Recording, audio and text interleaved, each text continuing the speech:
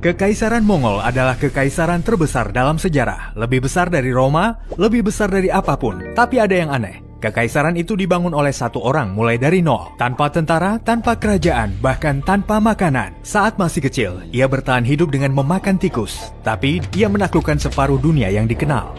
Jadi gimana seseorang bisa berubah dari anak yang kelaparan menjadi penguasa jutaan orang? Dan yang terpenting, mengapa semuanya lenyap begitu cepat? Untuk memahami, kita harus kembali ke tempat di mana kelangsungan hidup itu sendiri tak pernah terjamin.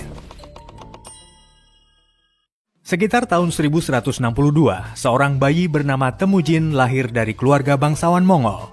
Ayahnya, Yesugei, adalah kepala suku yang kuat. Hidupnya baik-baik saja. Lalu suku Tatar, suku saingan, meracuni Yesugei hingga mati. Begitu saja.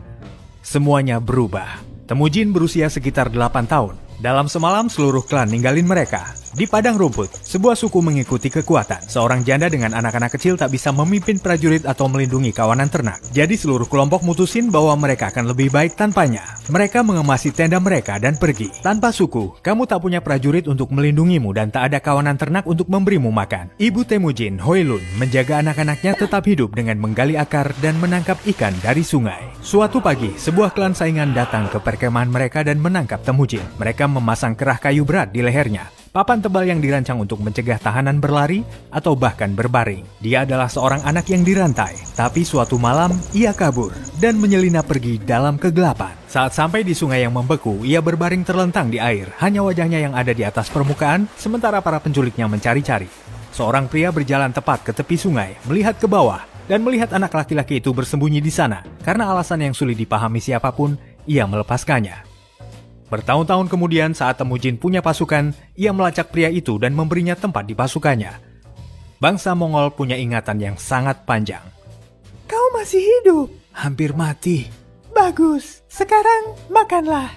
Aku akan bikin mereka membayar apa yang telah mereka lakukan pada kita. Kau hampir tak bisa memberi makan dirimu sendiri. Satu hari nanti, aku akan satukan setiap suku di stepa ini. Makan dulu ikanmu. Temujin selamat. Dan perlahan orang-orang mulai berdatangan. Para pengikut tertarik oleh kesetiaannya, ketangguhannya, dan sesuatu yang tak bisa mereka jelaskan semua. Dia sedang membangun sesuatu, tapi padang rumput itu penuh dengan saingan kuat yang telah berkecimpung di bidang ini jauh lebih lama. Dan sebagian besar dari mereka lebih kuat darinya. Biar paham apa yang dihadapinya, kamu harus tahu dunia tempat ia dibesarkan. Lihat semua ruang kosong di peta itu adalah stepa. Padang rumput datar yang luas membentang dari Eropa Timur hingga Tiongkok.